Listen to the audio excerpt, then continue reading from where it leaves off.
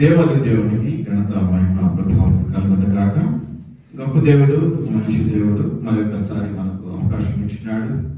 ఈ అవకాశం ద్వారా ఆయన మహిమ పొందుకునే పరిస్థితులు మనకి ఏర్పాటు చేస్తున్నాడు. మరొకసారి ఈ క్రిస్మస్ శుభదినాన మీ అందరికీ నా పక్షాన సన పక్షాన క్రిస్మస్ శుభములను తెలియజేస్తూ ఉన్నాను. మనందరికీ తెలిసినటువంటి ఒక అంశంలో నుంచి ప్రారంభించి ఆ క్రొత్త అంశం ఏదైతే తెలుసుకుంటే బాగుంటుందని నేను అనుకుంటూ ఉన్నానో ఆ అంశంలోనికి వెళ్తున్నాను. నేనున్నాను, నేనే. నేను ఒకవేళ చనిపోతే ప్రాణం పోయింది అంటారు కదా. ఏమంటారు? ప్రాణం పోయింది అంటారు. సరే, డెడ్ బాడీ అంటారు, అది వేరే విషయం. అంటే ఇప్పుడు నాలో ఏముంది? ప్రాణం ఉన్నది కదా. అయితే చనిపోయిన విషయాలకు వస్తే బైబిల్లో మనం చూస్తాము, ఆత్మ తాను సృష్టించినటువంటి దేవుడి దగ్గరికి వెళ్ళిపోతుంది, శరీరము మట్టిలో కలిసిపోతుంది అని కూడా మనము చదువుకుంటాం బైబిల్లో. ఈ కాన్సెప్ట్ మీ అందరికీ తెలుసు. అంటే ఇప్పుడు నేనున్నాను అంటే నేను కాదు, నేను ముగ్గురు ప్రాణము, ఆత్మ, శరీరం. మూడు విడివిడిగా లేవు. శరీరము లోపల ఆత్మ ఉన్నది. శరీర కదలికలను బట్టి ప్రాణం ఉంది అని చెప్తూ ఉన్నాం.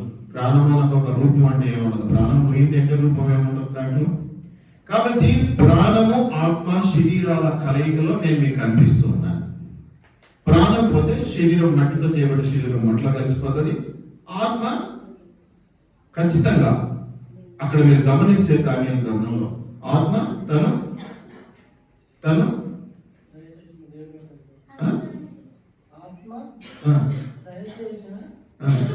దయచేసినాను ఉంటుందా? నువ్వు కొంచెం దయచేసినాను ఉంటుందా? నాకు గుర్తున్నంత వరకు సృజించిన అనే మాట ఉంటుందని నేను అనుకుంటున్నాను. తెలుగులో మనం అన్ని పదాలు ఒకలా ఉండవండి, అర్థాలు మారిపోతాయి. ఆ సృజించిన అనే మాటకి ఏంటి అనేది కూడా నేను చెప్తాను. తను సృజించినటువంటి దేవుని దగ్గరికి వెళుతుంది అనేది నేను విజ్ఞాపకం చేస్తాను. మీరు గమనించినట్లయితే ఈ మూడు కలయికల పరిస్థితి ఏమిటంటే నేను, అట్లాగే మీరు కూడా, నేనైనా మీరైనా ఇంకెవరైనా కూడా, బహుశా నేను జంతువులంటే ఆత్మ ఉండకపోవచ్చు, మనుషుల గురించి మాట్లాడుతున్నాను కాబట్టి ఆత్మ ఉన్నది, శరీరం ఉన్నది, ఇంకేమున్నది? ప్రాణం ఉన్నది. మంచిది, దేవునికి మహిమ కలుగును గాక. మనం గమనించినట్లయితే దేవుడు యోహాను సువార్తలో మనం గమనిస్తాం. టైం తక్కువ ఉండేటట్టుగా నేనే చెప్తాను. రెఫరెన్స్ అంటే కొద్ది టైం పట్టచ్చు, ఏదైనా అక్కడక్కడ ఒకటి ఎలా చదువు. సో నేను మూడు అంటే శరీరము, ప్రాణము, ఆత్మల కలయిక, ఆ మూడు ఉంటే నేను. అయితే మనం గమనించినట్లయితే యోహాను సువార్తలో మరి 4వ అధ్యాయంలో మనం గమనిస్తే దేవుడు ఆత్మ కనుక, ఇప్పుడు మనం వర్షిప్ చేశాం, ఆరాధించాం దేవుడిని. కాబట్టి దేవుడు ఆత్మ కనుక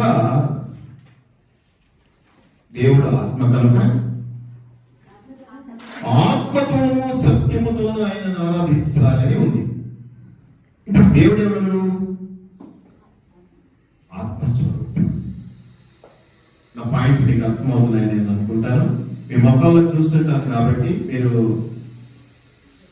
పెట్టే ఆ కవలికల్లో అవి ఉంటాయి చూసారా, వాటిని చూసి నాకు అర్థమవుతుందా లేదా. తెల్ల మొక్కలు వేస్తారు కొంతమంది, తెల్ల మొక్క. మీరు తెల్ల మొక్క లేదు, ఎర్రవో నల్లవో వేస్తారని నేను నమ్ముతున్నాను.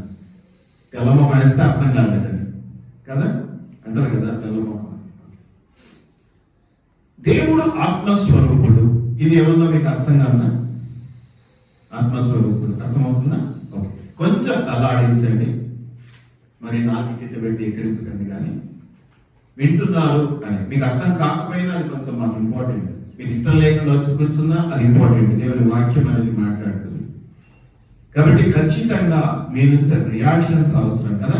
చిన్న మెసేజ్ లాగానే ఈ మెసేజ్ ఏదో ఒకటి ఏమంటారు, ఎమోజీలు కదా, ఎమోజీలు పెడతారు కదా. ఒక ఎమోజీ ఇవ్వండి, నమ్ముదైనా పర్వాలేదు, ఇంకేదైనా పర్వాలేదు. ఏదో ఒకటి నేను ఓర్చుకుంటాను. ఒక ఎమోజీ అయితే ఇవ్వండి, తెల్ల ముఖం వేసుకొని కూర్చోండి.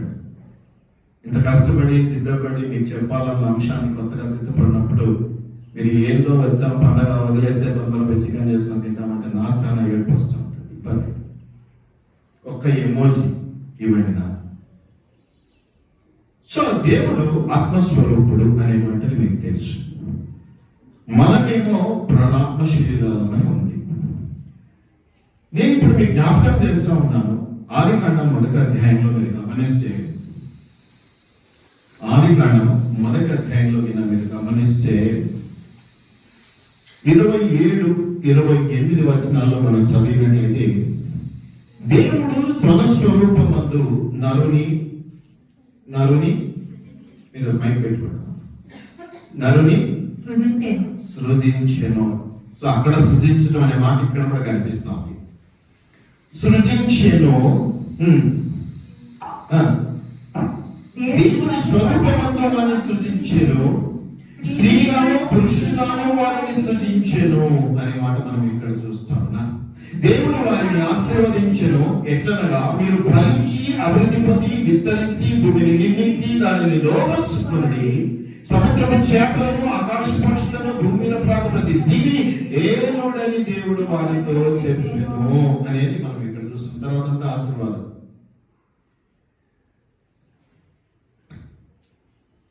దేవుడు ఆత్మస్వరూపుడు అని ఇప్పుడే అన్నాం. నరుడేమో 3, శరీరము, ప్రాణము, ఆత్మ. ఇక్కడ నరుని చేసేటప్పుడు దేవుడు కూర్చొని తనతో పాటు, మరి నేను అనుకుంటాను మనం అన్నాడు కాబట్టి ఇక పరిశుద్ధాత్ముడు ఉన్నాడు, యేసయ్య అక్కడ ఉన్నాడు. వాళ్ళు ముగ్గురు అనుకుంటున్నారు, మన స్వరూపమందు మన పోలిక చొప్పున ఇట్టే తప్పుడు మాట చేయడం కాదు, సృజించడం. ఆ మాట చాలా పొగలు. మన ఇష్టారాజ్యంగా బయట చదువుతాం, మన ఇష్టారాజ్యంగా పదాలు తెచ్చి పెట్టుకుంటాం అంటే కుదరదు. ఒక పుళ్ళైనను తప్పిపోదు, ఒకటి చేర్చరాదు, ఒకటి తొలగించరాదు. రెండింటికి ఒకటే అర్థం కదండి? కాదు.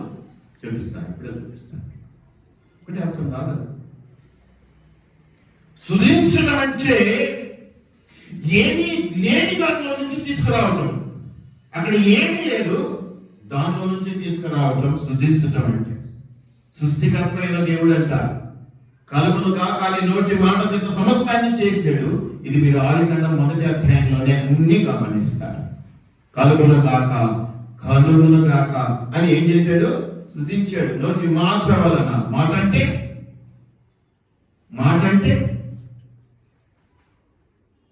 అంటే స్వరం.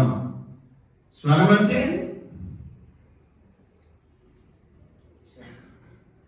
యోహాను సువార్త 1వ అధ్యాయంలో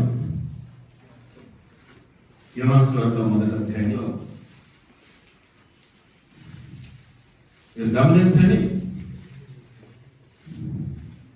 ఆదియందు వాక్యము ఉండెను, వాక్యము దేవుని యొద్ద ఉండెను.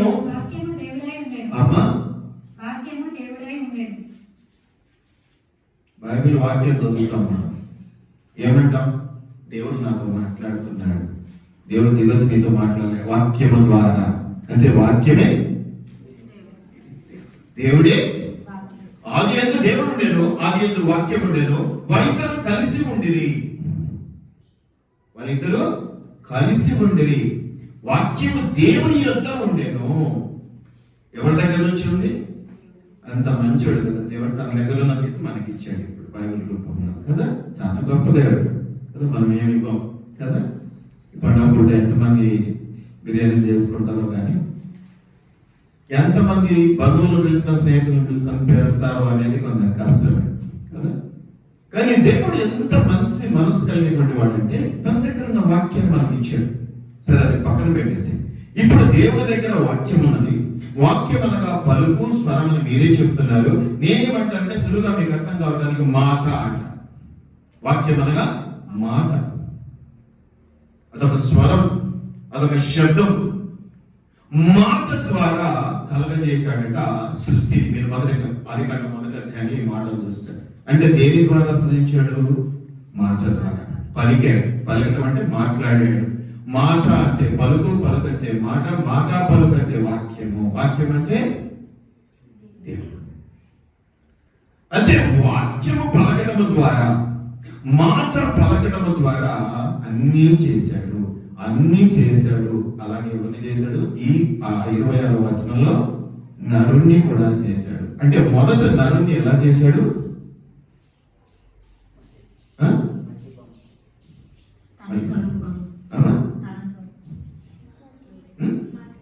మాటతో చేశాడు. వెరీ నైస్ బిడ్డ. మాటతో చేశాడు. అంటే మొదటి నరుడు వాక్యముతో పుట్టాడు. మొదటి నరుడు వాక్యంతో పుట్టాడు. తన స్వరూపమందు, తన ఎవరు? ఆత్మస్వరూపుడైనటువంటి దేవుడు తన స్వరూపమందు తన కోరిక చొప్పున చేశాడు. అంటే నరుణ్ణి ఎలా చేసి ఉంటాడు? ఏమిగా చేసి ఉంటాడు? ఆత్మ, స్పిరిట్ అంటారు. స్పిరిట్ అంటారు. ఈ స్పిరిట్ అంటే స్మాల్ ఎస్ రాస్తేనేమో మన స్పిరిట్, క్యాపిటల్ ఎస్ రాస్తే హోలీ స్పిరిట్ అంటారు బైబిల్లో. ఆ చిన్న తేడా ఉంటుంది. క్యాపిటల్ ఎస్ రాస్తేనేమో holy spirit, small S English Bibles లో చదివే వాళ్ళకి తేడా తెలుస్తుంది. స్మాల్ ఎస్ తో స్పిరిట్ అని వస్తే అది మన ఆత్మ. ఇప్పుడు అర్థమైందా? దేవుడు మనల్ని ఎలా సృజించాడు? ఆత్మ రూపంలో సృజించాడు. ఆత్మలకి లింగ భేదం లేదు కదా. ఎప్పుడైనా రాత్రి వణికినప్పుడు, ఏదన్నా ఊరికి పోయి బండి మీద వచ్చేటప్పుడు ఈ అనుభవాలు కదా కొన్ని చెప్తా ఉంటారు. పాత రోజుల్లో బాగా ఎక్కువ వినేవాడు, ఇప్పుడు తగ్గిపోయాడు కదా. ఊరు దాటంగానే చింత చెట్టు కింద, తాటి చెట్టు కింద ఏదో కదిలినట్టు కనిపించిందండి రాత్రి, అప్పటి నుంచి జ్వరం పట్టుకుందండి అంటారు. ఏం కనిపించిందంటే ఏదో చెప్తారు. ఏమని? వాటన్నిటి గురించి నేను చెప్తాను ఈరోజు. ఆత్మలకు శరీరం లేదు కాబట్టి లింగ భేదం లేదు. ఇక్కడ స్త్రీ అని కానీ పురుషుడని కానీ లింగ భేదం లేదు.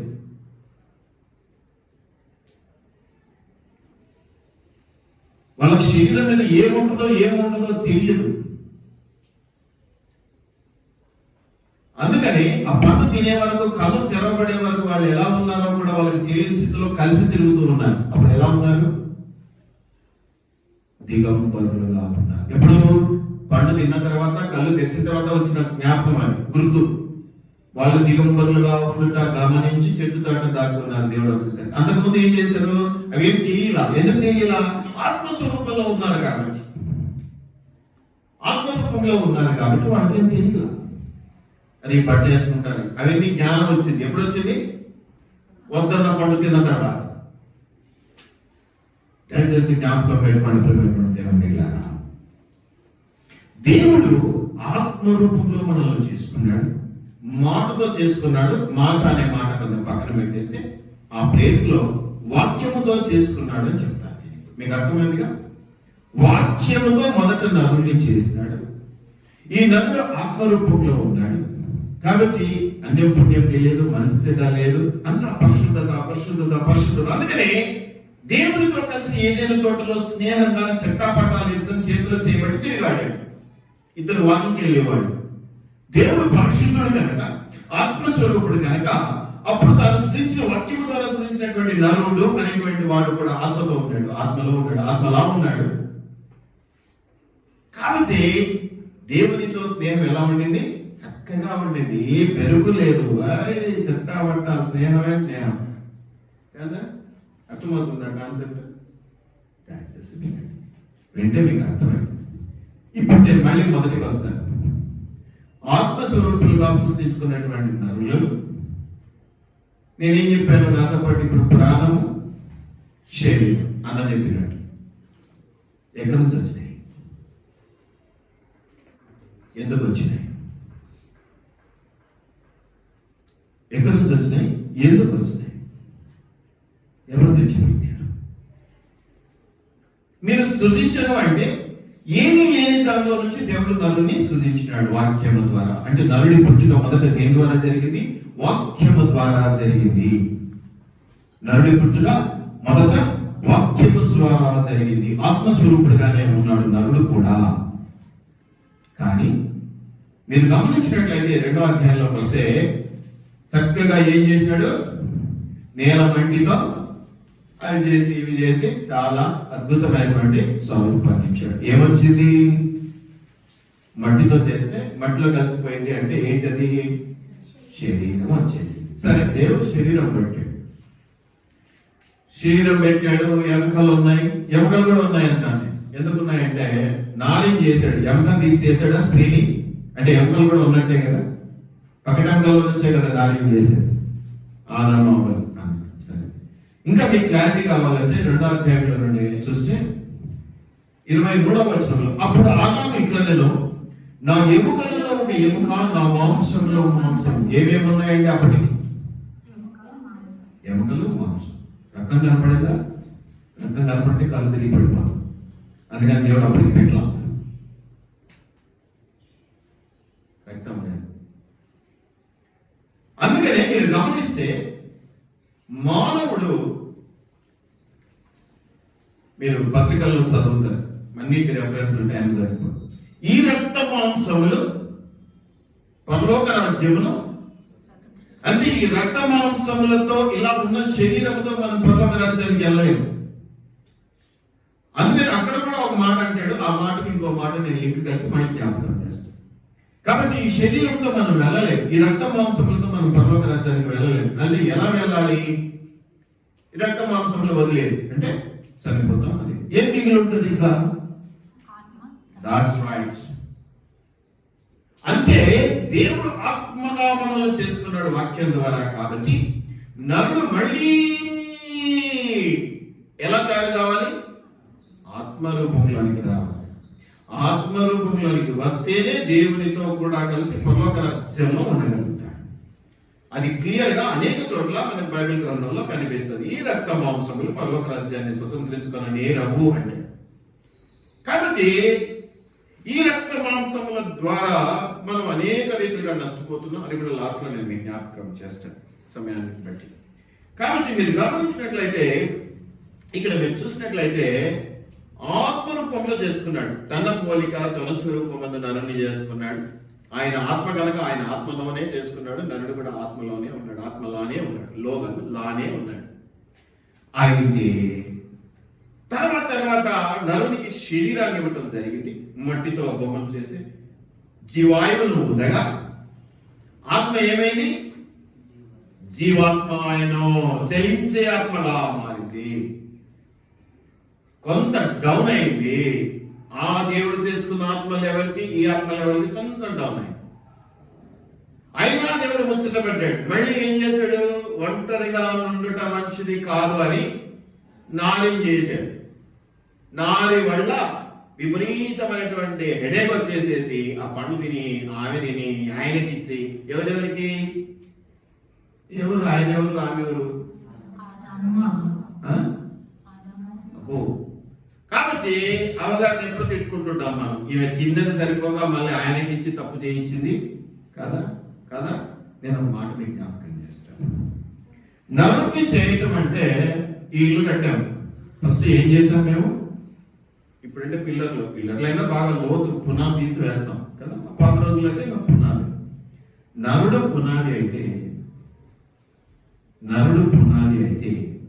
నారి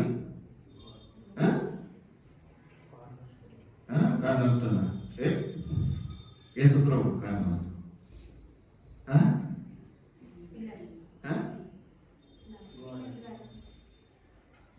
ఇదంతా స్త్రీ నా పునాది కనపడు. ఆ పునాది మీద కట్టబడ్డది. ఆ పక్కనే ఉన్నదంతా తీయబడ్డది. అంత ఈజీగా తక్కువ అంచనేయాలండి స్త్రీలు. స్త్రీ లేకపోతే మనం బేజారు, ఎవరికి కనపడవు. భూమిలో కప్పిపెట్టి పునాదులమే గొప్పడమే. కానీ ఆ పైన కట్టబడ్డ కట్టడ రూపము స్త్రీ. ఆ స్త్రీ ఎంత అంటే ఇప్పుడు ఇది ఎంత సెటప్. పునాది ఎందుకంటే చేసిన ఎవరు చూస్తుండే? ఇంటికి దీపం అప్పుడు కొంచెం లోపలిగా మన మాటలు వినాలి. సామెతలు ఇంటికి దీపం, ఈ ఇంటికి పునాది పురుషుడైతే స్త్రీ ఏంటంటే ఈ అందం, ఈ చందం, ఈ డెకరేషన్స్, ఇది ఆ సెల్ఫ్లు, ఈ అల్మారాలు, వాటి నగిషీలు, వాటి సెటప్, వాటి డిజైన్లు కదా. ఆ స్త్రీ ఎంత అందంగా, అంటే నేను అనేది శరీరాంగం గురించి మాట్లాడడం లేదు, హృదయాంగం గురించి మాట్లాడుతున్నాను. కాబట్టి ఇంటిని చూసి ఇల్లాలని చూడాలి. కాబట్టి ఏదో ప్రాబ్లం మనం కొత్తలో తెలియక పనులు తప్పు చేసిందని మాటికి స్త్రీ బలహీనురాలు ఏదో మాటలు యాడు లేకపోతే ఆడిపోతామండి బాబు. అప్పుడు చాయ్ పెట్టాలన్నా కాళ్ళు మొక్కాల్సిందే. లేదంటే ఎక్కడ ఏ హోటల్లో దాగం, ఎవరింట్లో దాగమ్మా, నీ అంత బాగా ఎవరు చేయరమ్మా అని ఆ మాట అనాల్సిందే. కాబట్టి don't underestimate the power of a ఇది సినిమా డైలాగా. Don't underestimate the power of a woman. అర్థమైందా? కాబట్టి మీరు ఇక్కడ గమనిస్తే జరిగింది ఏదో జరిగిపోయింది, అమాయకంగా బుట్లో పడ్డది పాపం సాతాను యొక్క కుయుక్తులు. సరే అవన్నీ పక్కన పెట్టేస్తే నేను అంటున్నది ఏమిటి అంటే, అక్కడ శరీరం ఉన్నది, ఎముకలు ఉన్నాయి. ఇంకొక పక్క సెక్షన్కి వెళ్దాం. పక్క సెక్షన్కి వెళ్ళక ముందు పండు తిన్న చరిత్ర కొంచెం జ్ఞాపకం చేస్తారు. ఈ పండు తిన్న తర్వాత దేవుడు ఎక్కడున్నావు అంటే, అప్పుడు కళ్ళు తెరవబడి దిగంబరిగా ఉన్నాడు, బట్టలు లేకుండా ఉన్నాడు అని తెలుసుకున్నారు. కాబట్టి వాళ్ళిద్దరు అంటే ఆత్మరూపంలో నుంచి కొంచెం ఏదో మార్పు వచ్చింది కాబట్టి దాక్కున్నారు. దేవుడు అడిగాడు, ఎక్కడున్నావు అంటే, మేము దిగంబరులుగా ఉంచి కనుక దాక్కున్నాం అన్నాడు. దేవుడు ఏదో చేశాడు, వాళ్ళకి బట్టలు కుట్టించాడు, చర్మం చొక్కాలు కుట్టించినట్టుగా చూస్తాం. నేను అది పక్కన పెట్టేస్తాను. మొట్టమొదట సర్పం దగ్గరికి వచ్చినప్పుడు ఏమంటాడంటే దేవుడు, ఎందుకు ఇట్లా చేసినావు అని చిన్న కథలాగా మాట్లాడుకుంటే, అంతే కదా, అంతేగా అని ఏదో రీల్స్ లో వస్తుంటాయి డైలాగ్ కదా. ఆ సాతాను కూడా అంతేగా నా నేచర్ అయితే, నా పరిస్థితి ఇది, నేను ఎప్పుడైనా ఇలా చేసేవాడిని కానీ ఇది లేదా దేవా అని అంటే, దేవుడు ఏమన్నాడు ఇక మూడో అధ్యాయంలో ఏమన్నాడు? 14 భూజంతువులన్నింటిలోనూ నువ్వు శపించబడిన దానవై. ఆత్మరూపంలో నుంచి మనిషి శరీరంలోకి వచ్చేసరికి ఏమొచ్చిందండి? అవిధేయత వచ్చింది. అవిధేయత ద్వారా శాపం వచ్చింది. ఈ శాపంతో వాడికి ఏదో జరిగింది, పాపి అదేదో అయిపోయింది. సాధారణ గడికి నీవు బ్రతుకు దినములను నీవు మనం తిందువు అంటే స్త్రీ విషయానికి వస్తే ఏమంటాడు? మరి నీకును స్త్రీకి నీ సంతానమును ఆమె సంతానమును వైరముఖంగా చేసేదను, అది నిన్ను తల మీద కొట్టును, దాన్ని మన మీద కొట్టును అని చెప్పారు. ఇది బాగానే ఉంది. స్త్రీకి ఏమన్నాడు?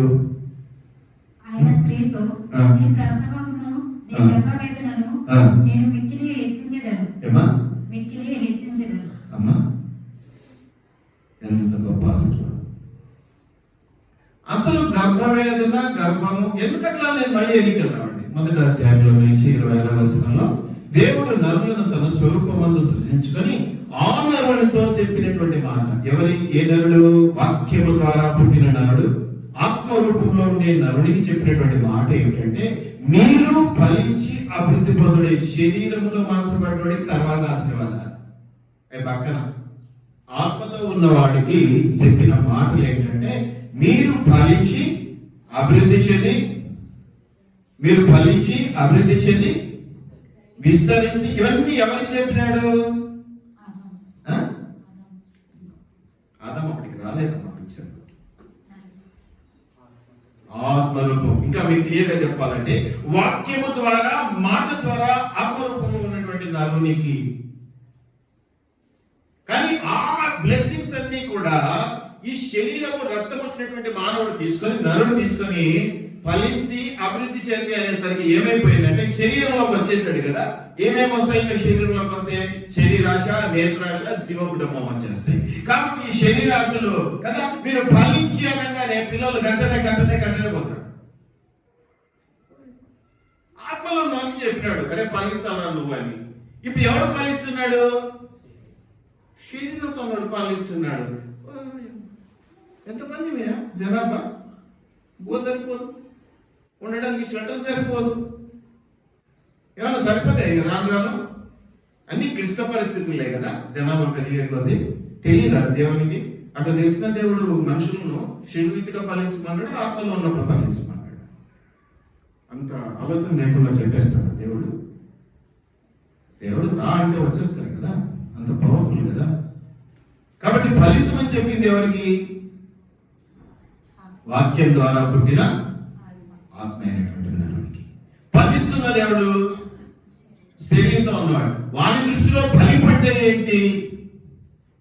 4 కార్లు, 4 బంగ్లాలు, 40 మంది పిల్లలు, 4 పిల్లలు,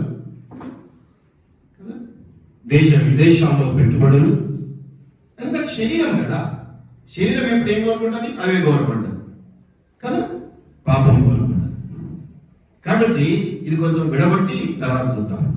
ఇక్కడ నేనేమంటున్నానంటే ఫలించి అన్నాడు. సరే, ఫలించడం అంటే పిల్లలు కనడమే. సరే, నేను కూడా ఒప్పుకుంటా కాసేపు. ఇప్పుడు ఆ ఫలింపు అనేది మొదట ఎవరికి చెప్పాడు?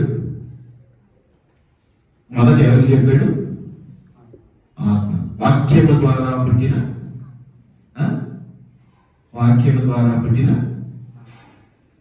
నరుడికి. సరే, నరుడను మొదటి నరుడే చేశాడు కదా. ఆ తర్వాత మట్టిలో శరీరం ఇచ్చాడు. దాంట్లో నాసికారంలో జీవాయువు ఊదగా నరుడు జీవాత్మాయం అని ఉంది కదా. సరే, ఇప్పుడు మీరు చేసుకున్నా నేను ఫలించమన్నా. కాబట్టి ఇప్పుడు నేను ఎవరికి చెప్పినట్టు? నీకే చెప్పినట్టు, వేరే వాళ్ళ కాదు కదా. అప్పుడు ఇంకెవరు లేరు కూడా చెప్పడానికి, ఇంకెవరు లేరు. ఇప్పుడు ఫలించడం అంటే పిల్లలు కన్నా నేను కూడా ఒప్పుకుంటా కదా. నా దృష్టిలో చాలా ఉన్నాయి ఫలించడం అంటే, కానీ మీకు అర్థం కావడానికి పిల్లలు కనడం అంటే. ఇప్పుడు ఆ పిల్లలు కనడం అనే మాట ఎవరికి చెప్పినాడు? నరునికి చెప్పినాడు. అంటే ఇప్పుడు పిల్లలు ఎవరు కనాలా? నరుడు అంటే పుంలింగం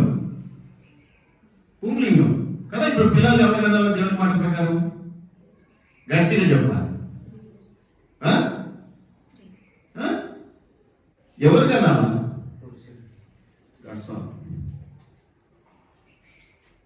బయట పోయి చెప్పాకండి.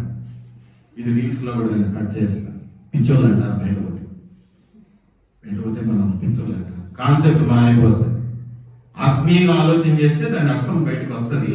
కానీ బయట అంత ఓపికల్లో ఉండదు కదా. ఈసారి ఏదో పురుషులు కనాలంటున్నాడు. కష్టమైపోయింది. క్రైస్తవ్యం ఉన్నారు చాలా ఇబ్బందులు వస్తాయి. నాకు దెబ్బలు పడితే నా మీదకి వస్తారు జనాలు. ఎవరికి చెప్పాలి? సీక్రెట్ అంతే. అయితే ఇప్పుడు 3వ అధ్యాయంలో వస్తే స్త్రీకి వేదన కలుగజేసినాడు. ఇప్పుడు ఎవరికి టర్న్ చేసినాడు? ఈ పిల్లలకి అనే దాన్ని ఎవరికి టర్న్ చేసేసినాడు దేవుడు? వరంగానా కదా. ఆత్మలో ఉన్న నరుడికి ఏమో వరం, మీరు ఫలించాలి అన్నాడు దేవుడు. అది వరం. కానీ ఈ యొక్క పడుదిని గొడవ పాపం ప్రవేశించి ఇవన్నీ అవిధేయత వచ్చేసి ఇవన్నీ జరిగిన తర్వాత వీళ్లకు ఏం చేశాడు? అవకి నీవు మొదటి తీసుకెళ్ళి ఇచ్చాక సర్పం మాట విని, సాతాను మాట విని, కాబట్టి ఇప్పటి నుంచి ఎవరి కనాల పిల్లల్ని ఆడుతూ పాడుతూ కదా, కడుపు ఈమెకి నొప్పులు మగానికి అని పెట్టాడు దేవుడు.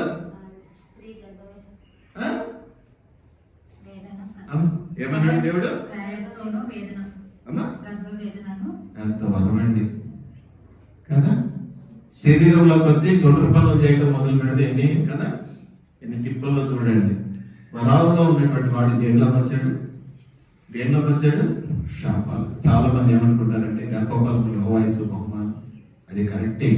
స్త్రీకి మరు జన్మ కరెక్టే, అన్ని కరెక్టే. కానీ అది వరంగా వచ్చినది కాదు, శాపంగా వచ్చినది. చేసిన చిన్న తప్పుకి శాపంగా తెలుసుకున్నటువంటిది. ప్రసవ వేదన డబుల్ త్రివం చేసినట్టు అయిపోయింది కాదు. వేదన పెంచాడు దేవుడు. ఈజీ సులువైన కాన్పు కాదు నిజంగానే. మరో జన్మ లాంటిది స్త్రీ. అందుకని నేను అంటాను, స్త్రీ మంచి గొప్ప పవర్ఫుల్ శక్తి. సద్వినియోగం చేసుకోండి. 20 రోజులు పడుతున్న మాట అన్యాయం. కానీ ఒకవేళ స్త్రీలలో కూడా అటువంటి వాళ్ళు ఉంటే నేను చెప్పలేను. కానీ ఒకవేళ మంచి వాళ్ళకి, నిజంగా దైవభక్తి కలిగినటువంటి వాళ్ళకి, కుటుంబ బాధ్యత తీసుకునేటువంటి వాళ్ళకి, నిజమైన ప్రేమ కలిగినటువంటి వాళ్ళకి, దేవుని క్యారెక్టర్ లో ఉన్నటువంటి కరుణ, దయ, చాలి లాంటివి ఉన్న స్త్రీ అయితే నిజంగానే నేను అంటాను చాలా గొప్ప. తప్పదు, అనాల్సిందే. దేవుని సృష్టిలో అది భాగం. నరుడు పునాదే కావచ్చు, కానీ పైన కట్టిన కట్టడము, అందంగా చెక్కబడినటువంటి ఆ డెకరేషన్ అంతా కూడా ఎవరు? స్త్రీ. సరే, అది వదిలేయండి, ఇవన్నీ కూడా జరిగాయి. ఇప్పుడు ఇంకోటి ఏంటి?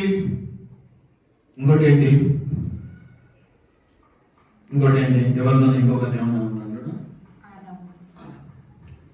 ఈయన ఏమన్నాడు?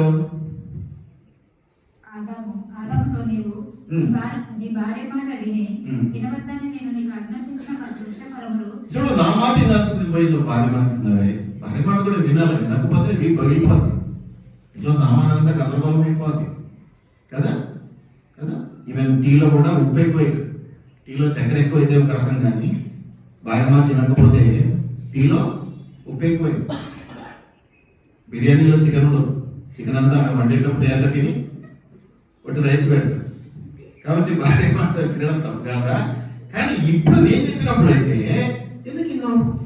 అది వద్దన్నాను కదా, ఆ పని చేయొద్దంటే ఆమె వచ్చింది, తీసుకొచ్చింది. ఏందమ్మా, ఎక్కడదమ్మా ఈ పండుగ అడగద్దా. కాబట్టి ఏం చేసినాడు?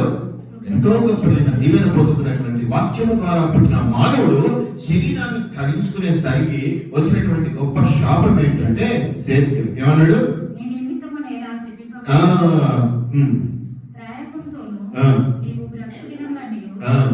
దినదిన గంటల ఆయుష్. బయటికి వెళ్తే 2 గంటలు పనిచేస్తే 100 రూపాయలు సంపాదించుకోవడం కష్టం. శ్రమ పెంచినాడు. దేవుడు అంటాడు, కర్మామయుడు, దయగలి అన్ని అని ఎందుకో చేస్తుంటారు. చాలా కోపిస్తుడు, ఉగ్రత. చెప్పిన మాట ఇచ్చే పర్వాలేదు, భుజాన్ని తెచ్చుకుంటాడు. ఈయనకపోతే సంవత్సరంలో పడేస్తాడు. జాగ్రత్త. కొత్త నిబంధనను ఆధారం చేసుకొని మనం మాట్లాడుతూ ఉంటాం. దేవుడు దయగలిగినటువంటి వాడు ఎన్ని తప్పులన్నా చేయి, సారీ అంటే చాలు. కరుణించి కాపాడి రక్షించి భద్రపరిచి చేయవలసి ఇవన్నీ మనం చదువుతాం. లెక్క ఏం చేయడు, ముందు కొట్టి పంపిస్తుంటాడు. వదులుకోడు, అదైతే సత్యం. నేను వదులుకోడు. అందుకే జీవుడు నేను దేవుని చేతిలో పడుట భయంకరం. కానీ కొట్టకుండా తిట్టకుండా అయితే జాగ్రత్త చేయాలి కదా. ఎంత ప్రేమ ఉన్నా నువ్వు మారాలంటే దెబ్బని వేస్తాడు. అది మనకు తెలియదు. దేవునికి నీకున్న సంబంధం. ప్రేమించే దేవుడు అయితే పోనీ అనుకుంటాడు. ఎంత చేసినా అలాగే చేసినా గోము ఉంటుంది కదా, దేవుని దగ్గర కూడా గోము నీకు ఎక్కువ ఉంటే పోనీ అనుకో. సరే, పక్కన పెట్టేస్తే శాపము ద్వారా ఇవన్నీ కూడా వచ్చినటువంటి పరిస్థితులు మనం చూస్తున్నాం. మంచిది, మనం ఇవన్నీ పక్కన పెట్టేస్తే మట్టితో అనే మాట మళ్ళీ ఒకసారి నేను మీకు చూపిస్తాను. దేవుడైన యెహోవా ఏమన్నాడు? నేలను సత్యపరచుటకు నరుడు లేడు. ఏమన్నాడు? ఎన్నో మాట 2వ అధ్యాయంలో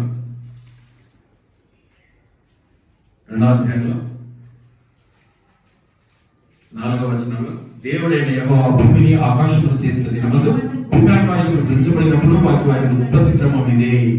అది వరకు పొలమందరూ ఏ పొదయు భూమి ఉండలేదు, పొలమందరూ ఏ చెట్టును మలవలేదు. ఏదైనా దేవుడైన యెహోవా భూమి మీద వన కురిపించలేదు. ఎందుకు వన కురిపించలేదు అంటే సేద్యం లేదు. సేద్యం ఎందుకు లేదు అంటే సేద్యం చేయటకు సేద్యం చేయాలంటే నరుడు కావాలి. నరుడు కావాలి అంటే సేద్యం చేయాలంటే శరీరం ఉండాలి.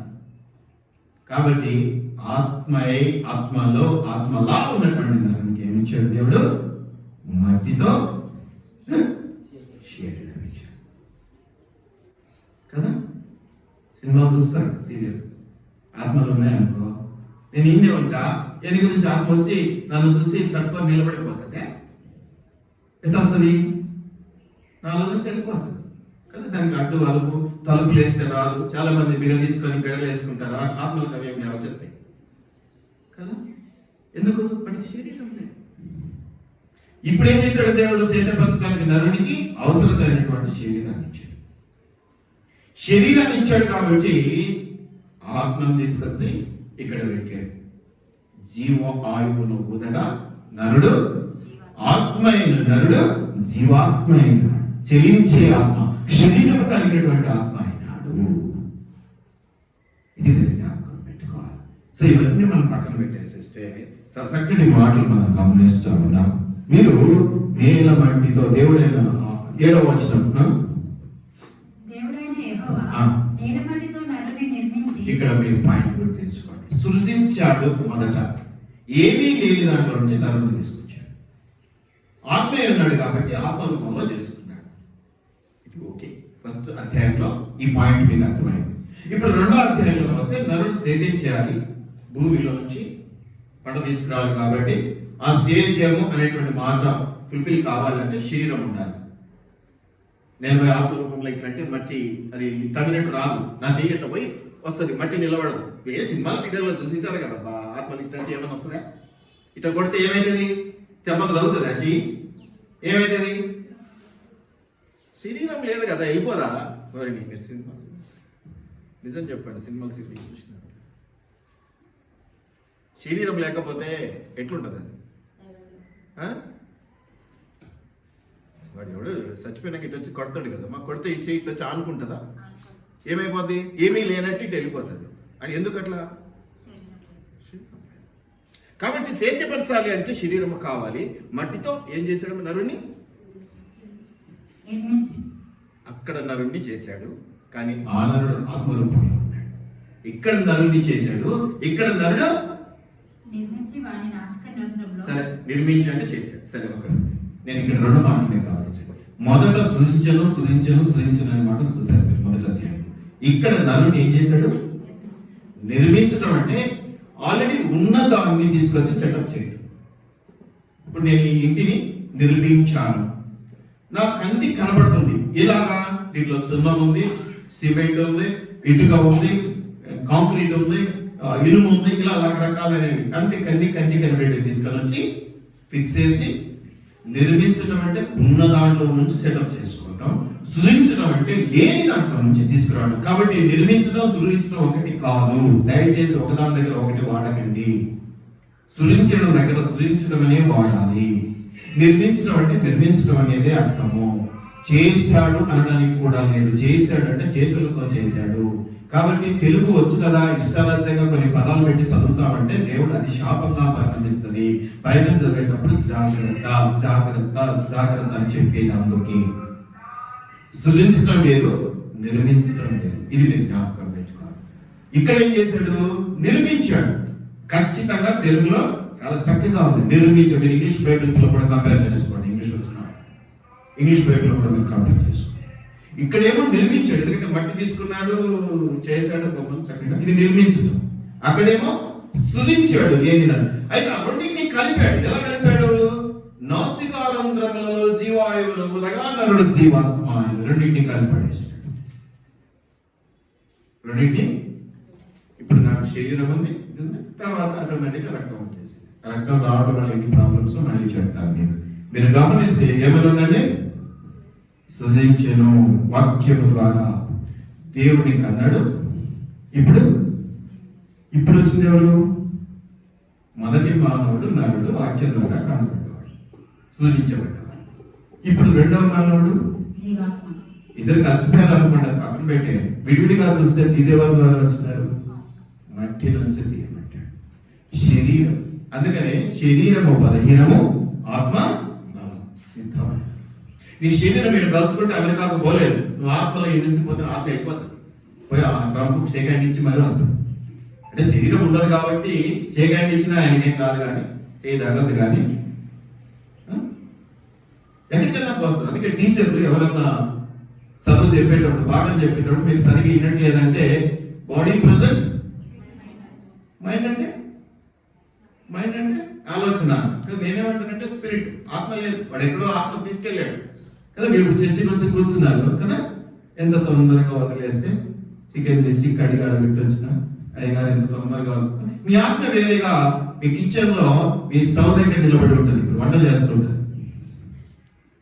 అందుకే వద్దు ఇన్నే ఉండండి అని చెప్పాను. వచ్చి తీసుకొచ్చేయండి. ఒకవేళ అట్లా ఎవరిదన్నా ఆత్మ అని పోయించే తీసుకొచ్చి మీ దగ్గర తెచ్చుకోండి. పోయింది ఎక్కడికన్నా ఫోన్ కాల్ వస్తుంది, కొత్త కాంటాక్ట్ విషయంలో ఏం కాదు. దేవుడు ఇచ్చాడు మనకి. ఇక్కడ పెట్టుకోండి. మీ ఆత్మలు మీ శరీరాలు ఇక్కడే ఉంచండి. కొత్త టాపిక్ వినండి. కాబట్టి రెండు కలిపేసి జీవాయువులు బదులుగా జీవాత్మను చేసి సేద్యపరచటకు అనే మాట. ఇది సేద్యము అంటే పొలాలు చాలా రకాలు ఉన్నాయి. వాటి గురించి నేను మళ్ళీ ఎప్పుడైనా మాట్లాడతాను. ఇప్పుడు సమయం సరిపోదు కాబట్టి వీటి గురించే మాట్లాడుకుందాం. ఆవలింతలు వస్తే ఒకసారి చేసి నిలబడండి. ఆవలింతలు వస్తే ఒకసారి చేసి నిలబడండి. ఇచ్చి ఒకసారి డ్యాన్స్ చేయండి. ఆవలింతలు తగ్గిపోగానే కూర్చోండి. అంత బోరగొట్టే సబ్జెక్ట్ అయితే కాదు, కొత్త సబ్జెక్ట్. మీరు గమనించినట్లయితే, మీరు గమనించండి, ఆయన మనము ఆయన హిమ్ దాని నుంచి మ్యాన్ చేసుకుంటూ వచ్చినాడు. అట్లాగే ఏమీ దానిలో వచ్చి దీన్ని హెబ్రీ భాషలో బారా అంటారని నేను చూశాను, నేను విన్నాను ఒక ఆయన దగ్గర. ఏమీ దానిలో నుంచి సృజించబడ్డ మానవుడు ఆయన. కాబట్టి ఇది బాగానే ఉంది. అవుట్ ఆఫ్ నథింగ్ సంథింగ్ రావటం అనేది వాక్యం ద్వారా అనేది మనం చూస్తున్నాం. ఈస్ క్రియేటెడ్, నరుడు ఆత్మ, ఇవన్నీ మనం గమనించినాం. కాబట్టి సేద్యపరచకు నరుడు లేడు, నరుని నిర్మించాడు అనేటువంటి అంశాన్ని కూడా చూసినాం. మరి ఏమంటారు, జీవాయువుల మొదగా నరుడు జీవాత్మ అయినాడు. కాబట్టి ఇప్పుడు స్పిరిట్ ఆత్మ, ఆ ఆత్మ తీసుకొచ్చి మానవుని పెట్టేశాడు. కాబట్టి మానవుని ఆత్మ దీన్ని ఏమంటారండి? సౌల్, SOUL, సౌల్ అంటారు. స్పిరిట్ వేరు, సోల్ వేరు. సోల్ ఇంకా ఇంకేముంది? రక్త మాంసముల శరీరం కదా. లూకాసు సువార్త 24:39. లూకాసు సువార్త 24:39. లూకాసు సువార్త 24. చాలా పెద్ద టాపిక్ అండి, త్వరగా ముగించుకోవాలంటే మీరు కోఆపరేట్ చేయాలి. కోఆపరేట్ చేయమంటే మీరు వాక్యాలను చదవలేకపోయినా కనీసం ఆవరించకుండా కొంచెం జాగ్రత్తగా నాకు ఏంటో చెప్తున్నాను. ఇట్లా చూస్తే కొంచెం నాకు ఉత్సాహం, ఇట్లా చూస్తే ఉత్సాహం రాదు. నా చేతులను నా పాదములను చూడుడి, నన్ను పట్టి చూడుడి, నాకున్నట్టుగా మీరు చూచుచున్న ఎముకలను మాంసమును భూతమున ఉండమని చెప్పాడు. ఇప్పుడు అర్థమవుతుందా? ఆత్మలకి, భూతాలంటే ఆత్మలు. ఈ ఆత్మలకి ఏమన్నట్టు, ఏం లేవంటున్నాడు? నాకున్నట్టుగా ఇవి మీకు. ఏమేమి చూడమన్నాడు? 24:39లో ఏమేమి చూడమన్నాడు? చూసి ఏమంటున్నాడు ఆయన? నన్ను పట్టి చూడుడి, నాకున్నట్టుగా మీరు చూచుచున్న ఎముకలను మాంసమును భూతములకు ఉండమని చెప్పాడు. ఏమని చెప్పాడు? ఎముకలు మాంసము. చూడండి, అక్కడ ఏమున్నది? నారి చేసినప్పుడు నారిలో ఏముంది? నా ఎముకలలో ఎముక, నా మాంసములో మాంసము. ఇక్కడ ఏముంది? రక్తం గురించి స్పెషల్ టాపిక్ అది. రక్తాపరాధము, రక్త ప్రోక్షణ ఇట్స్ అ స్పెషల్ టాపిక్. రక్తం ఇన్వాల్వ్మెంట్ అనేది వేరు. ఇక్కడ కూడా అక్కడ కూడా ఏం చెప్పాడు? యేసుప్రభు నోటి వచ్చిన మాట ఏం చెప్తున్నాడు? రక్తం అనే మాట ఉపయోగించట్లేదు. ఏమన్నాడు? మాంసంలో ఎముకలు నాకున్నాయి చూడండి, నేను తిరిగి లేచినాను, నేను శరీరంతో ఉన్నాను, నన్ను చూడండి, చెక్ చేసి తెలుసుకోండి అని చెప్తాను. ఇంకొక మాట మీరు గమనించాల్సి వస్తే,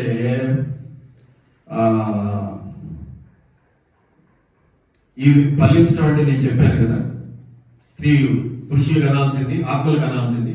ఆత్మల కంటే ఎవరైనా ఒక మాట, ఒక చిన్న నాకు చిన్న తలం. ఇప్పుడు పిల్లి ఏ పెట్టినట్టది? కుక్కర్ నట్టది. సింహము పిల్లి నట్టది. ఏమి వాటి పిల్లల్ని అంటారు కదా. ఇప్పుడు మీరు అంటున్నారు, మొదట నరుని ఆత్మరూపంలో చేసుకున్నాడు, ఫలించమన్నాడు. సరే, పిల్లలు కాదని అంటాం అనుకున్నాం, ఫలించి వృద్ధి చెందని మాట పక్కన. ఇప్పుడు ఏ పిల్లలని అంటారా? ఇది గుర్తుపెట్టుకోండి, లాస్ట్ వరకు గుర్తు చేద్దాం. అంటే దేవుడు ఫలించమంటే ఏమని ఉద్దేశం? ఆత్మకు చెప్పాడు కాబట్టి మీరు ఆత్మను కనాలా అని కదా. అంతే కదా, కనాలంటే ఆత్మనే కనాలి కదా. నువ్వే చెప్పావు ఆన్సర్, మళ్ళీ ఇట్లా బ్లాంక్గా చూస్తున్నావు. నువ్వు చెప్పిన ఆన్సర్ ఏది కరెక్టే కదా. మీరు అట్లా ఏమి ఫీల్ అవ్వకండి. అంటే ఏదో తప్పు అయితేనే నేను రెండోసారి అడుగుతాను అనే రూల్ లేదు. మనం చెప్పాను చూడండి, ఎక్కడ 3+3 అంటే నేనేందో వాక్యం చెప్పుకుంటా 3+3 అన్నాడంటే ఇంట్లో పెద్ద విశేషం ఉంటుంది అని మౌనంగా భయం కాకుండా 3+3 అంటే నేనైనా మీరైనా 6 అని చెప్పాలి. దాంట్లో ఏదో అంతర్లీనంగా రహస్యం ఏమి ఉండదు. కాబట్టి మీరు ఈయన అడిగాడు కాబట్టి, ఐన్స్టీన్ అడిగినా వాడు అడిగినా 3+3 అంటే 6. దాని అనుమానమే కదా, మనం భయపడకండి, చెప్తా. ఓకేనా? అర్థమైందా మాట? ఓకే. కాబట్టి మీరు గమనిస్తే శరీరం, మాంసము, ఎముక, ఇవి అర్థమవుతున్నది. కాబట్టి క్రియేషన్ జ్ఞాపకం. ఇది ఏంటంటే యాక్చువల్గా మల్టిప్లికేషన్, అంతే కదా. వృద్ధి చెందడం, అభివృద్ధి చెందడం అంటే ఏమంటారు? డివిజన్ కాదు, మల్టిప్లికేషన్. ఇక స్క్వేర్ 2 into 2 వల్ల 2 స్క్వేర్ 2 పవర్ ఆఫ్ అని అంటాం. చదువుకున్న పిల్లలకు అర్థమైంది. టు ద పవర్ ఆఫ్ కదా, మల్టిప్లికేషన్. ఈ మల్టిప్లికేషన్ లో ఇదంతా వస్తుంది కదా, ఏది కదా, సంతానం అభివృద్ధి చెంది ఒక్కొక్కరు 4 కానీ, పాత రోజుల్లో 10 మందిని కానీ, ఇప్పుడు 140 కోట్లు 150 కోట్ల జనాభా అయిపోయి కొంతమందికి స్థలాలు లేవు, ఉండటానికి ఏమీ లేవు. ఒకరికి 100 గజాలు ఉండడం కష్టమైతే ఒకరికి 1000 గజాలు దొరుకుతుంది. అది వేరే విషయం. ఇంత స్టెబిలిటీ, బ్యాలెన్స్ లేని ఈ నేచర్ ని దేవుడు కోరుకుంటాడండి. దేవుడు కోరుకున్న నేచర్ లో చాలా బ్యాలెన్స్ ఉంటుందండి. చాలా బ్యాలెన్స్ ఉంటుంది. చాలా బ్యాలెన్స్ ఉంటుంది. ఎందుకంటే శరీరానికి అయిపోయినా సరే ఏమైపోయింది, నాకు ఆశ ఈరోజు ఎవరింటికన్నా సడన్గా పోవాలి, చికెన్ బిర్యానీ మటన్ దొరుకుతా అనుకుంటాను. నేను కూడా స్వార్థమే కదా, పాస్టర్లు అంటే స్వార్థం. ఎందుకంటే చెప్పిపోయినా అనుకో దాచిపెట్టుకొని ఏం చేస్తారంట, మంచి విశ్వాసం. అందుకని ఏం వాళ్ళు సడన్గా శరీరం చెందాలి. కాబట్టి మీరు ఇక్కడ గమనించినట్లయితే ఈ ఫలించుడి అనే దాని మీద మీరు గమనిస్తే ఏదో జరగాలి. ఆత్మలు కనాలి. ఇది కరెక్ట్ ఏంటంటే రోమపత్రిక 8వ అధ్యాయము 18, 19. దానికంటే ముందు మత్తయి సువార్త చూడండి. ఇక్కడ లూకా పక్కనే కాబట్టి చూద్దాం. మత్తయి సువార్త చూడండి. కొంచెం నేనే చదువుతాను అక్కడ, ఎందుకంటే ఎక్కడ ఎంత అనేది లేదు. కానీ మీరు గమనిస్తే ఏమన్నానండి, 2వ వచనం నుంచి. అంటే నేను మీకు అబద్ధం చెప్పట్లేదా చెప్పడానికి కొంచెం ఎగ్జాంపుల్స్ చూపిస్తున్నాను. అబ్రహాము, గట్టిగా చెప్పాలి మైకున్నారు. అబ్రహాము ఖచ్చితంగా కొడతారు బయట తీసుకెళ్తే ఈ కాన్సెప్ట్. మనందరికీ తెలుసు అబ్రహాము శారా కాపురం చేస్తే బయలాజికల్ గా వారు కలవటం వల్ల ఎవరు పెట్టారు. మరి బైబిల్లో కరెక్ట్ గా ఏం రాయబడింది ఇక్కడ, అబ్రహాము శారా కాపురం చేసి వారి కుటుంబంలో ఇస్సాకు వచ్చాడు ఏదో ఉన్నారు కదా. కానీ ఎవరు కన్నారని రాయబడింది. ఎందుకంటే దేవుడు ఆలోచన ఇప్పుడు అక్కడే ఉంది. మొదటి నలుగురిని ఎక్కడ చేసుకున్నాడు, ఆత్మలో చేసుకున్నాడు. కాబట్టి ఇప్పుడు ఎవరికి ఫలించమన్నాడు, ఆత్మను ఫలించమన్నాడు. కాబట్టి పురుష స్త్రీ భేదం లేదు కాబట్టి వాళ్ళ ఫలింపు అలాగే అన్ని అలాగే వస్తాయి. మీరు గమనిస్తే వంశావళి ఇస్సాకు యాకోబులు కనను, యాకోబు యూదాను కనను, అతని అన్నదమ్ములను కనను, యూదా తామారులను పిలుసులు కనను, పెట్టా రకరకాలుగా పోతా ఉంటది. మీరు గమనించినట్లయితే అంతకంటే ముందు కూడా మీరు గమనిస్తే ఒక మాట నేను మీకు చూపిస్తాను. రోమా, ఇప్పుడు తీయండి రోమా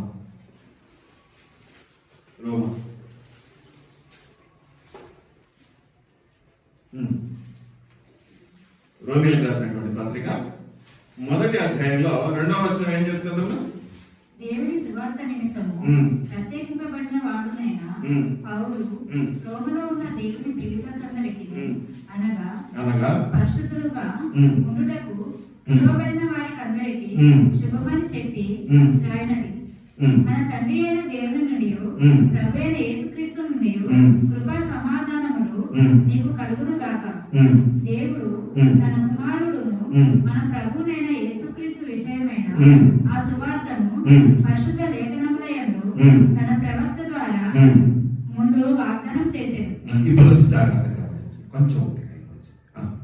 యేసుక్రీస్తు శరీరమును బట్టి దావీదు సంతానముగాను మృతులలో నుండి పునరుత్థానుడైనందున పరిశుద్ధమైన ఆత్మను బట్టి. ఒక మాట గమనించండి, పరిశుద్ధమైన ఆత్మ.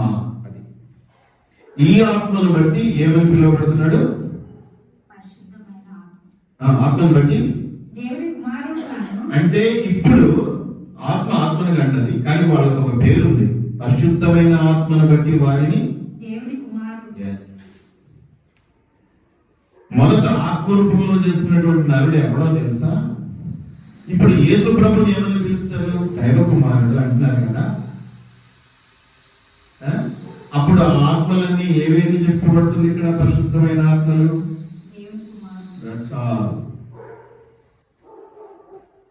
మనం ఆత్మరూపంలో ఉండే దేవుని కుమారులను, శరీర రీతిగా ఉంటే భూలోకంలో దేవశేఖరు, సమత, సమ్మక్క, ఈ పేరు. అర్థమైందా? దేవుని కుమారులు మనం. ఒకసారి గట్టిగా చెప్పండి. దేవుని కుమారుడు. మీరే ఫీల్ కాకండి, మీరు కూడా మాలో భాగమే కాబట్టి, పక్కటమే కాబట్టి మీరు కూడా కుమారులే.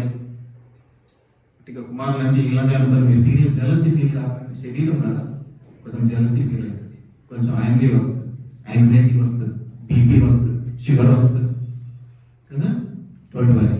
కాబట్టి మీరందరూ మనందరం ఎవరు దేవుని కుమారుడు. ఎప్పుడు మొదట, ఇప్పుడు కాదు. ఆ పండు తినడం వల్ల జరిగిన నష్టం ఏంటో చిన్నది కాదు, పెద్ద నష్టమే జరిగింది. అందుకే అంత శాపాలు వచ్చేసాయి.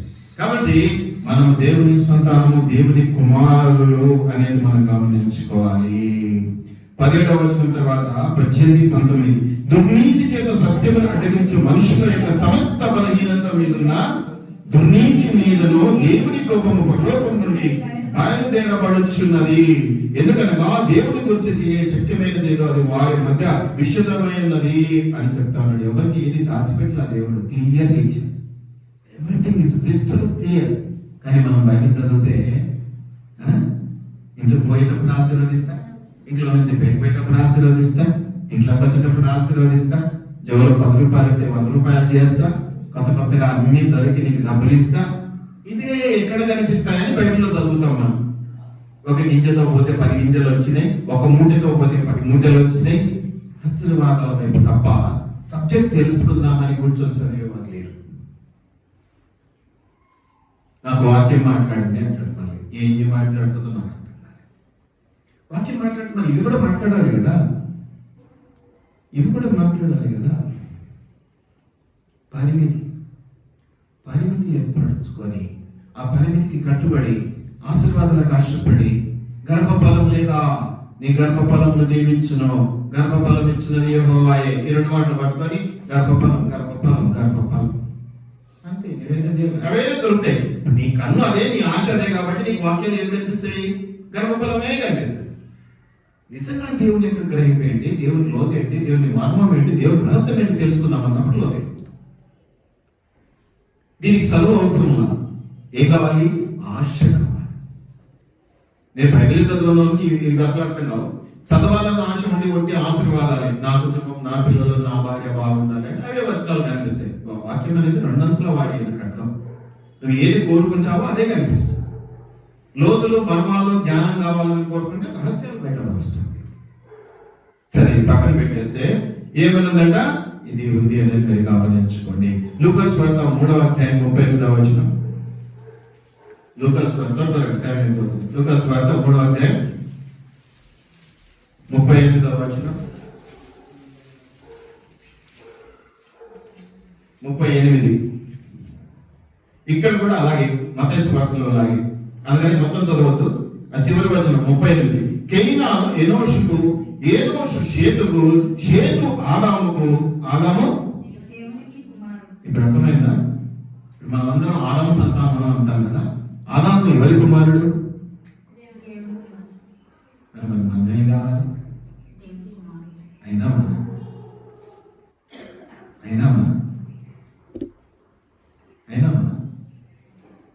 ఆదాము దేవుని కుమారుడు, మా నాయన దేవుని కుమారుడు. మరి నేనేం కావాలి? మీకే వదిలేస్తున్నా. మీరేంటో నేను చెప్తే మీకు కోపం వస్తుంది. మీకు నేనేమో చెప్తాను, జ్ఞానవంతులు మీరు, తెలివైనటువంటి మనమంతా అబ్రహాము సంతానము, ఆదాము సంతానము, ఇస్సాకు, అబ్రహాము దేవా, ఇస్సాకు దేవా, యాకోబు దేవా కదా మనం అన్నీ అనేది. మరి ఆ దేవుడే చెప్తున్నాడు, ఆదాము నా పుత్రుడు, దేవుని కుమారుడు. మనం క్రీస్తు ఒక్కడే దేవుని కుమారుడు అనుకుంటున్నాం. ఈ రోజు క్రీస్తు పుట్టిన దినాన నేను మీకు చెప్తూ ఉన్నాను, జ్ఞాపకం చేస్తున్నాను వాక్య భాగాల్లో నుంచి, మనమందరము దేవుని కుమారులమే. ఎప్పుడు? పరిశుద్ధమైన ఆత్మ కలిగినప్పుడు. పరిశుభ్రమైన ఆత్మను పోగొట్టుకొని అపరిశుభ్రమైన అవిధేయమైనటువంటి అన్క్లీన్ స్పిరిట్ అంటారు. అన్క్లీన్ స్పిరిట్ తీసుకొచ్చి పెట్టుకున్నాం కాబట్టి మనం కన్నులు చూడలేవు. అందుకే దేవుడు 2 భాగాలు చేసి హృదయానికి కన్నులు, చెవులు అందించాడు. అలా లేకపోవటం వల్ల మన దృష్టి మందగించి అసలైన వాక్యం చెప్పేటువంటి విధానం మనకు కనపడక కంటికి ఏది కనిపిస్తుంది అదే. ఇప్పుడు బైబిల్ అంటే అసలు జ్ఞానం లేనాడు అబ్రహాము, ఇస్సాకు జనగానే పోతాడు, బయట పోయి కోట్లు వేస్తాడు. బైబిల్ తప్పండి, ఆడవాళ్ళు కట్టారు మనకు తెలిసి ఇక్కడేమో అంత బైబిల్లో మొగలు వెంటారని రాసినారు, మరి బైబిల్లో బ్యాన్ చేయండి అంటారు. ఆత్మీయ దృష్టి ఉండదు వాళ్ళకి. లిటరల్ గా కంటికి కనపడే మాటలను జ్ఞాపకం చేసుకోవడం కాదు, ఇక్కడి నుంచి చూడాలా బైబిల్ చదివేటం. ఇక్కడి నుంచి చూపిస్తే ఎన్నో చూపిస్తాడు. సరే పక్కన పెట్టేసి ఆదాము దేవుని కుమారుడు కదా, ఆది వాక్యము కదా. సరే ఇప్పుడు నేను చెప్తాను. ఇంతగా ఫలించి అభివృద్ధి చెంది సరే శరీరంగా కానీ ఫలించండి నేను ఆత్మకు చెప్తే యాకోబు కదా ఇస్సాకు ఏమంటారు, నేను ఏసావు ఆశీర్వాదాలు లాగేస్తున్నాడు కదా, అవి మార్గేశ్వరంలో వేలు కదా. ఇస్సాకు ఏమన్నాడు, ఇద్దరు కొడుకులు యాకోబు ఏసావు కదా, మిమ్మల్ని దీవిస్తాను అనేసరికి యాకోబు ఏం చేసినాడు, ఏసావు లాగా అన్ని ఏర్పాటు చేసుకొని ఆయనకు రోమాలు ఉంటాయి, ఎంత బొత్స ఎక్కువ ఉంటుంది అన్ని మేకప్ చేసుకొని పోయినాడు. ఎందుకంటే ఇసాకు కళ్ళు కనపడవు కాబట్టి తడిపి చూసినప్పుడు యాకోబు అనుకొని దీవించాడు. సరే పక్కన. అట్లాగా ఆత్మ సంబంధమైన మనిషికి, వాక్యం ద్వారా పుట్టినటువంటి మనిషికి దేవుడు ఫలించండి, అభివృద్ధి చెందండి, విస్తరించండి అని చెప్తే ఆ వరాన్ని ఎవరు ఎవరు శరీరీతిగా మార్చబడ్డటువంటి నరుడు. ఈ శరీరీతిగా మార్చబడ్డటువంటి నరుడికి ఆశీర్వాదం లాక్కోగలిగాడే కానీ దాని ఫలింపు, దాని రియల్ లోకి ఏంటో తెలుసుకోలేకపోయాడు. అందుకని ఫలింపు అనగానే ఏమన్నాడు, ఫలింపు అనగానే ఏమన్నాడు, 100 మంది పిల్లలు కంటే ఫలింపు అనుకున్నాడు. కన్నాడు దేశం నిండిపోయింది, ప్రపంచం నిండిపోయింది, స్థలాలు లేవు, తిండి దొరకట్లేదు కదా, ఒక ముద్ద కోసం నలుగురు కొట్లాడుకునే స్థితి వచ్చేసింది. తర్వాత అభివృద్ధి చెంది అన్నాడు. అభివృద్ధి చెందని అనగానే ఏమైంది, సైకిల్ మీద మొదలు పెట్టిన సంసారం హెలికాప్టర్ కొనేదాకా, BMW కారు కొని, అది అభివృద్ధి అనుకుంటున్నాడు. యాక్చువల్లీ ఇవి కాదు, ఆత్మరూపంలో ఉన్నటువంటి నరునికి చెప్పినటువంటి ఆ యొక్క ఆశీర్వాదాలు వేరు, ఇవి వేరు. అందుకని ఏమైందంటే ఏమీ చేయలేక దేవుడు ఏం చేశాడు, ఇవన్నిటికీ ఒక అడ్డుపడదు. ఏమిటి నరునికి? లేదంటే ఇంక బతుకుతాడు, 1000 సంవత్సరాలు 2000 సంవత్సరాలు బతుకుతాడు, 120 సంవత్సరాలు తగ్గించాడు అన్నాడు కదా. తగ్గించడం, ఆయుష్ తగ్గిస్తే కూడా ఇట్లా కంటిన్యూ అవ్వచ్చు కదా, ఏదో లింక్ పెట్టాడు. కొంచెం అతి చేస్తుంది చేయకుండా, అది మీ చేతిలో ఉండదు.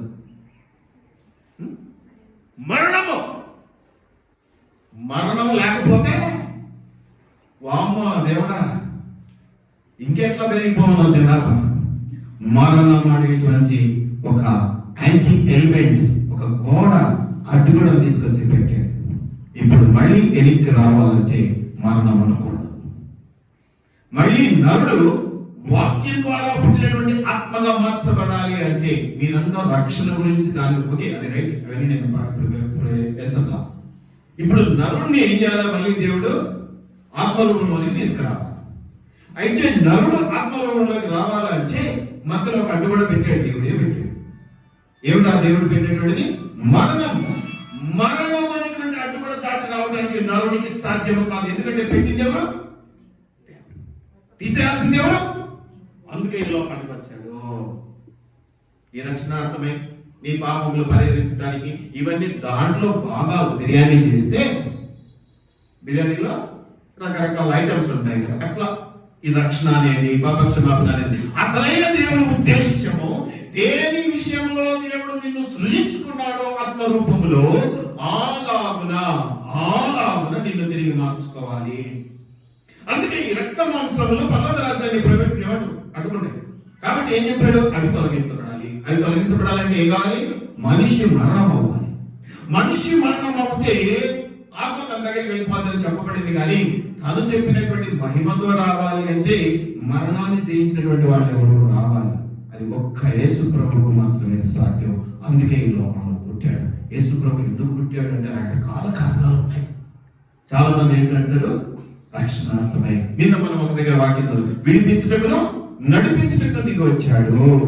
ఇది అర్థం. విడిపించడానికంటే పాపాల నుంచి, ఆ యొక్క అభద్రత నుంచి, ఆ యొక్క అన్క్లీన్ పరిస్థితుల నుంచి నడిపించడం అంటే చేయబడి నడిపించడం. దేనికోసం నడిపించాలండి? నీకే నువ్వు నడవలేవా? మహిమా శరీరంగా మార్చబడాలంటే నీ నడక సరిపోదు. దేవుని చేయబట్టుగా చిన్న పిల్లాడు నడిచినట్టు నడవవలసినదే. నా చెయ్యి వదిలి దేవా, నా జ్ఞానం ఉన్నది, నేను నడుస్తానంటే వెళ్ళిపోతావు ఎక్కడికో. నువ్వు మహిమ శరీరంగా మార్చబడలేదు.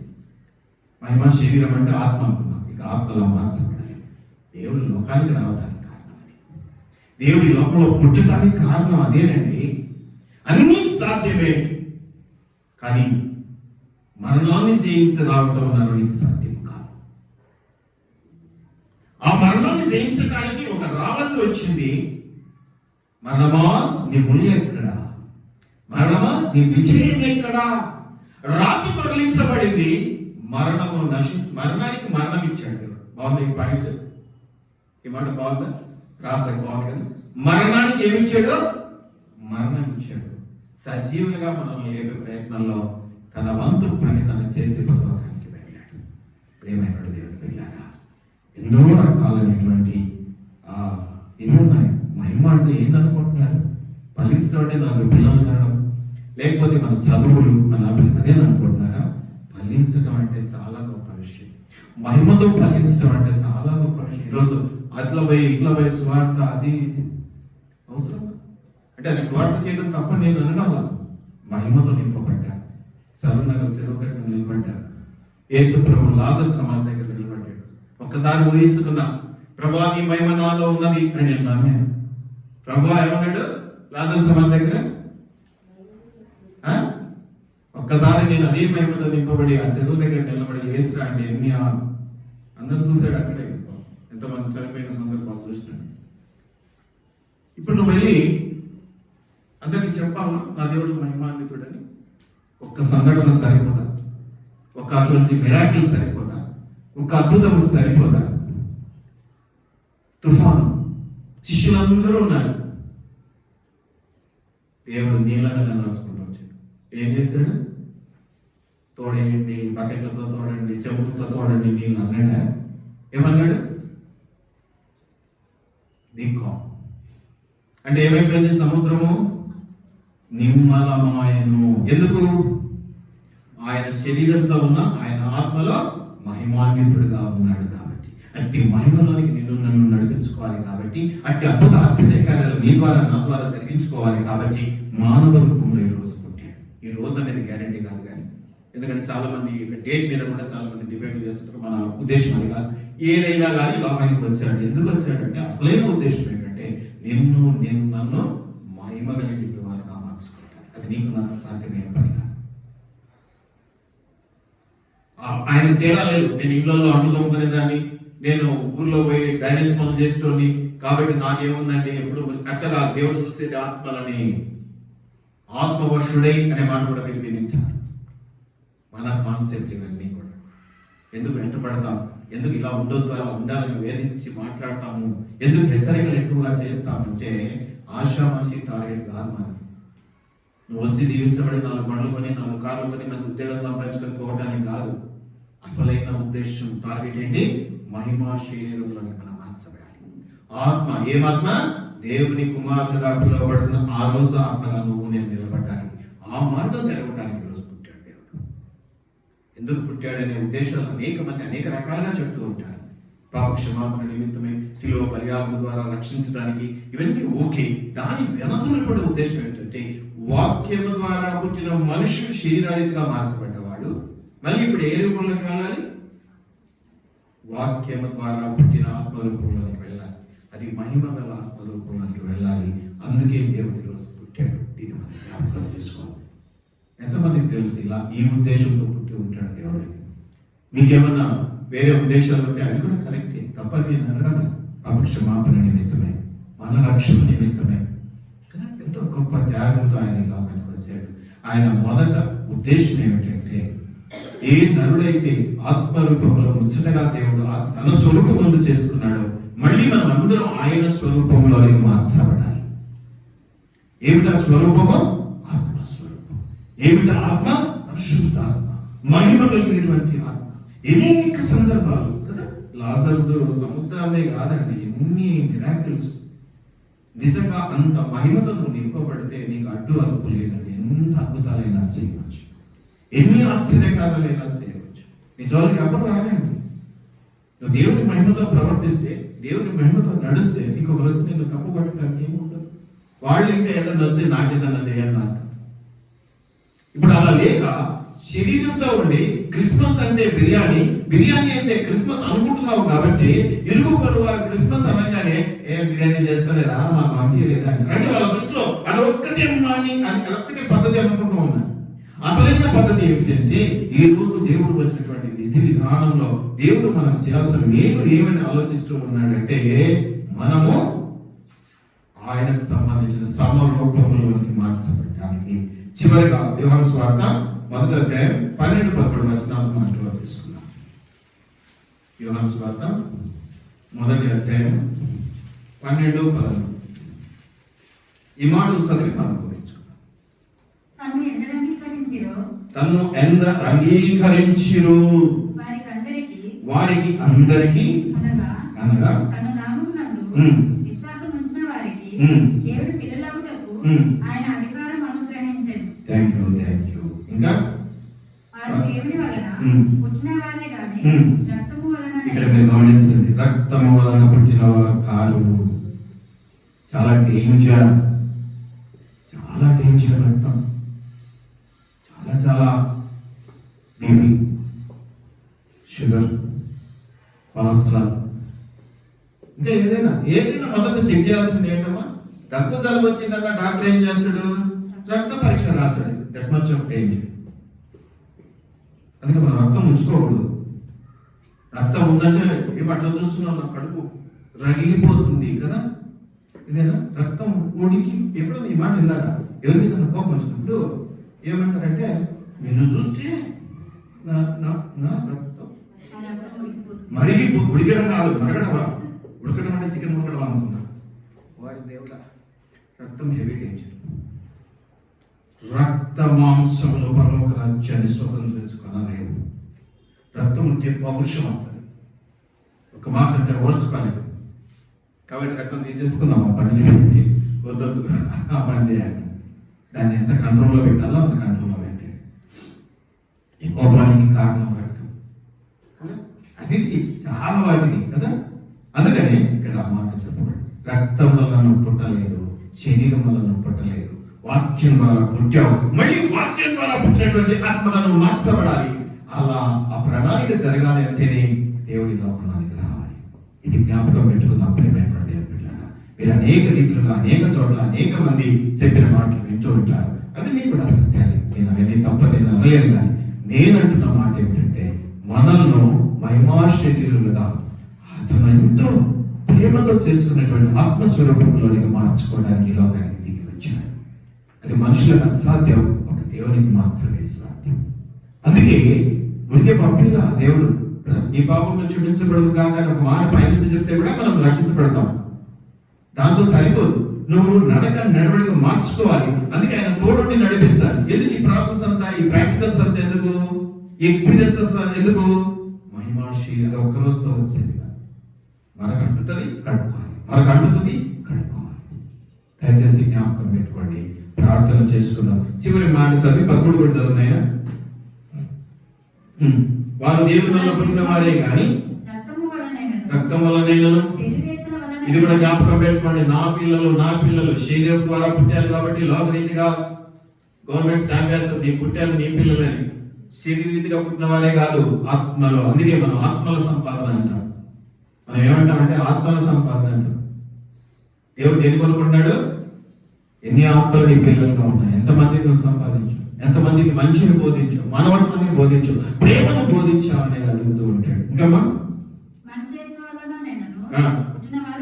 వారు కాదు, మనస్సు మనమందరం ఎవరు అండి? శరీరేచ్ఛల వలన మనుష్యేచ్ఛల వలనటువంటి పుట్టినవారు. మనమందరం దేని రూపంలోకి మార్చబడాలి? మహిమా శరీరముతో దేవుడు తన స్వారూప్యమందు చేసుకున్నటువంటి ఆ మహిమ గల ఆత్మరూపంలోనికి మనం మార్చబడాలి. అది నీకు నాకు అసాధ్యం కాబట్టి దేవుడు వచ్చాడు. దయచేసి ప్రార్థన చేసుకున్నాం. దయచేటువంటి మా దేవ, కదలినటువంటి మా తండ్రి, అనేక అంశాలు మేము దాచుకుంటూ ఉంటాం. ఈ పుట్టిన సందర్భంగా శిలువలో బలియాగం కొరకు, మా పాప క్షమాపణ కొరకు, రక్షణ కొరకు వచ్చావు ఈ లోకానికి అని మేము అనుకుంటూ ఉంటాం. నిజమే. కానీ ఎందుకంటే ముఖ్యంగా నువ్వు ఎంతో ఇష్టంగా నీ పోలికతో నీ స్వరూపంలో చేసుకున్నటువంటి నరుడు పడిపోయాడు.